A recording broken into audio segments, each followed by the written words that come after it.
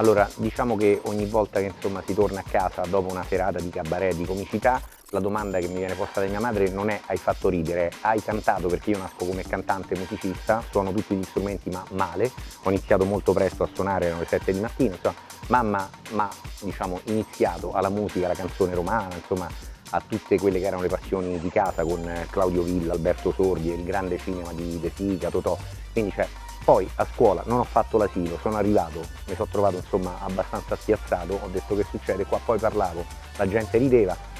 ho avuto delle difficoltà anche quando con qualche crampo chiedevo aiuto e la gente non ci credeva, dice no sta scherzando, cioè alla fine tutti non prendevano sul serio quello che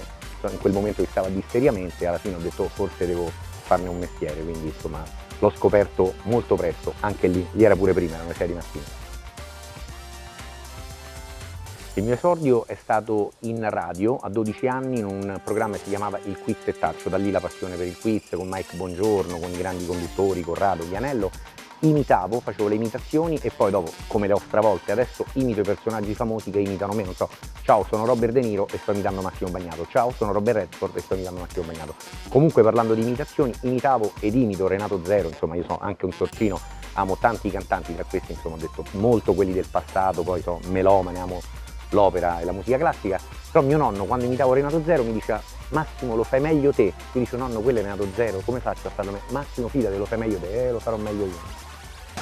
C'è una poesia, molti si aspettano che la poesia io la debba leggere, in realtà la poesia è già questa, quello che sto dicendo è già la poesia, io che dico questa cosa è già la poesia, voi pensate che io sia, diciamo così, in una preparazione della poesia, in realtà questo è già il testo, questo che sto dicendo è già, chi non crede a questa cosa,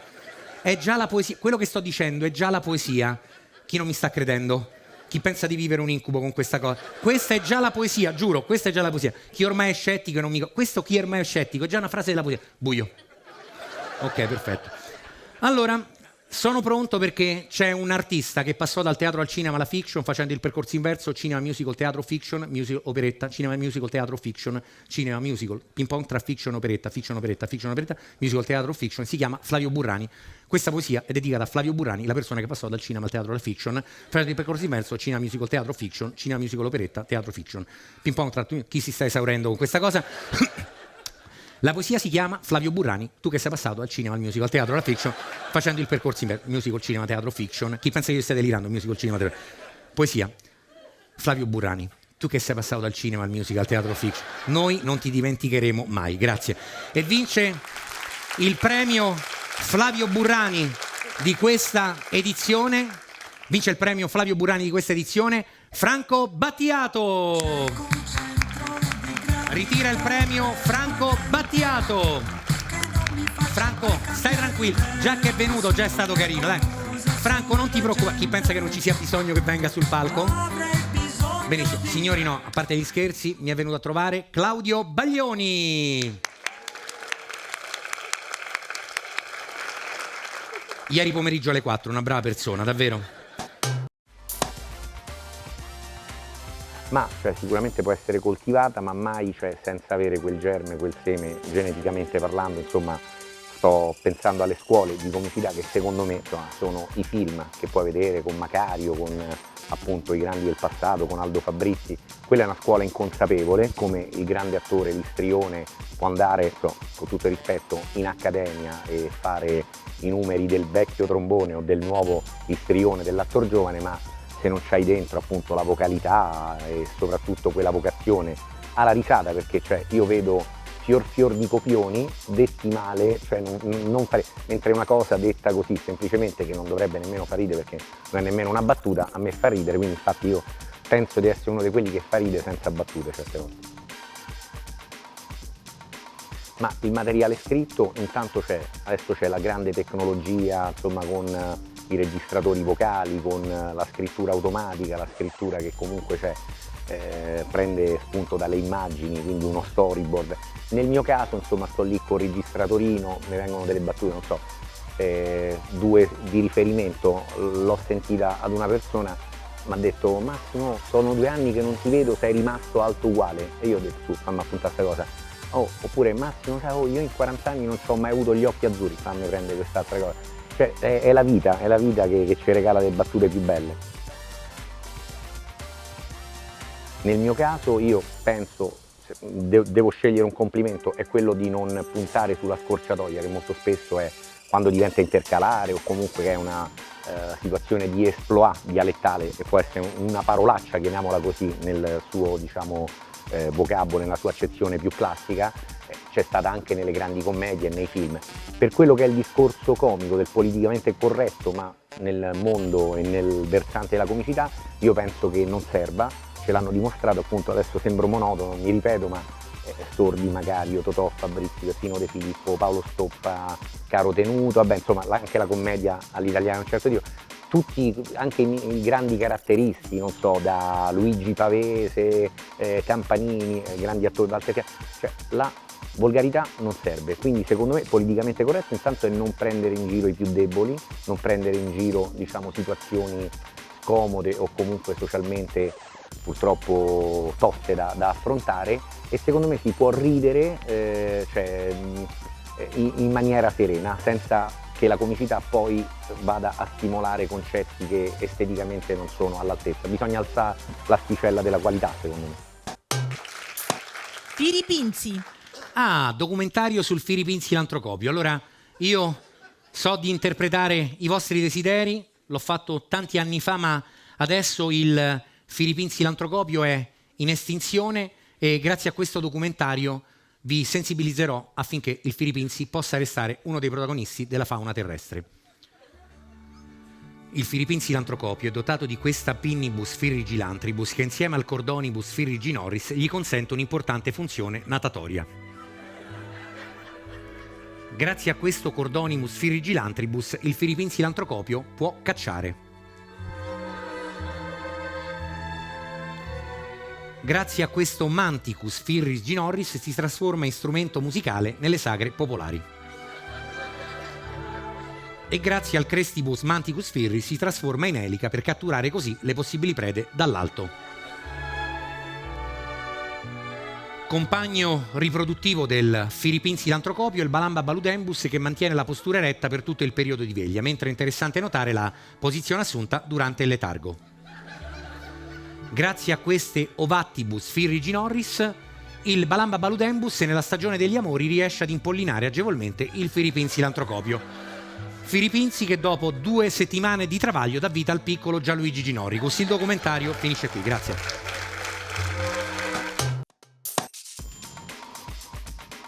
Ma sinceramente io, come si dice, ho 2 grandi qualità, una la memoria e l'altra non me la ricordo, cioè bisogna avere una certa memoria e soprattutto essere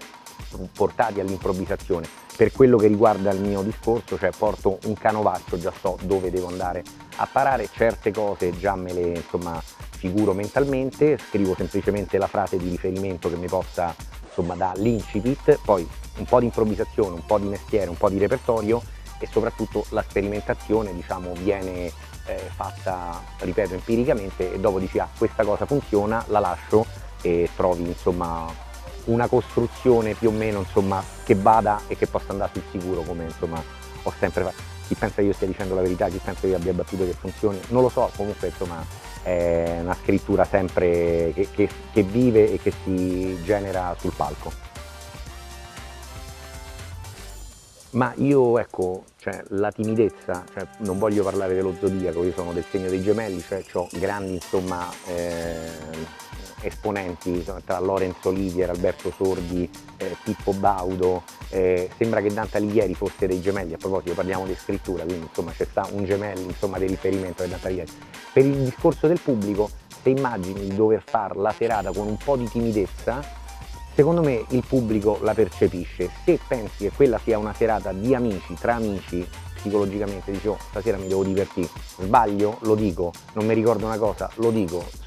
faccio questa cosa che non è venuta bene, chi pensa che non sia venuta bene, chi pensa ormai la serata sia compromessa, ho puntato molto sulla sincerità e continuo a puntare sulla sincerità perché il pubblico è intelligente, il pubblico che poi viene a vedersi, fa la fila, il solito discorso del biglietto, prende la macchina, va rispettato, la finzione anche nella prosa di Pirandello, di Edoardo, secondo me il concetto si rinnova ogni sera, il pubblico vuole vedere qualcosa di nuovo ogni sera e quindi tendo ad essere amico del pubblico. mi piace proprio scendere in platea, insomma diventa parte dell'anima mundi, come la chiamano in filosofia, come la chiama Jung. Guarda, con tante frasi dette da poeti o da cantautori, in questo caso il fallimento, cioè secondo me una frase di Fabrizio André mi dà serenità, perché poco merito nella virtù, poca colpa nell'errore, quindi cioè, intanto è un passaggio, cioè te per gustare la curva sinusoidale degli alti e bassi devi avere un punto down per poi arrivare all'acme, cioè nel senso, e poi soprattutto ogni sera, cioè se faccio una serata da 10 non mi posso aspettare che la serata dopo sia 10, già soffro perché dico cavolo come stasera forse non andrà, quindi è la sofferenza, come dice Gigi Proietti, come si soffre qui, è quella ti fa soffrire una serata, cioè io cerco di mantenere sempre l'8, perché io poi sono esperto del numero 8, quindi 7 più 1 8, 108 meno 108, radice quadrata 64 8, quindi un 8 mi sta bene, anche comedy che è circolare, no? Come l'infinito, mi dà insomma questo senso, quindi con frasi che ti possano diciamo assolvere, tollerare e insomma fa una carezza e dico guarda che sei andato bene, guarda che meglio di così non poteva andare, oppure arrivo da mia madre, anzi mia madre quando dico ma insomma, mi sono piaciuto un po' di me, perché non ti sei piaciuto, perché ti ho detto ma non te lo dico più, andava benissimo. Con questo momento io mi allontano solo momentaneamente perché ho stabilito il record che un esimio collega Paolo Migone ha stabilito più volte, però questa sera io ho fatto di più, il mio record con un gioco famoso in tutto il mondo, il cubo magico. Buon divertimento.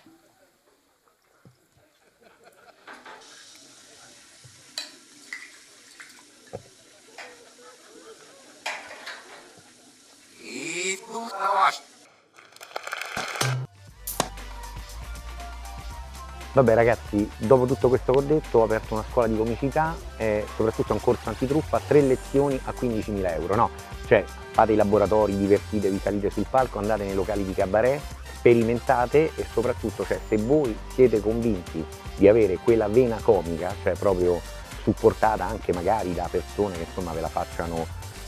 consolidare, valorizzare, ma anche se non ci fossero quelle persone andate avanti perché la comicità insomma non dico che sia un sacerdozio, però è qualcosa che soprattutto in questi tempi serve tantissimo, quindi noi siamo nel 2019, attenzione perché il prossimo anno sarà il 2020, torneranno gli anni 20, quindi si torna indietro nel tempo col Charleston, con i film muti, quindi insomma, andate avanti perché niente vi potrà fermare, se ce l'avete insomma ce l'avrete.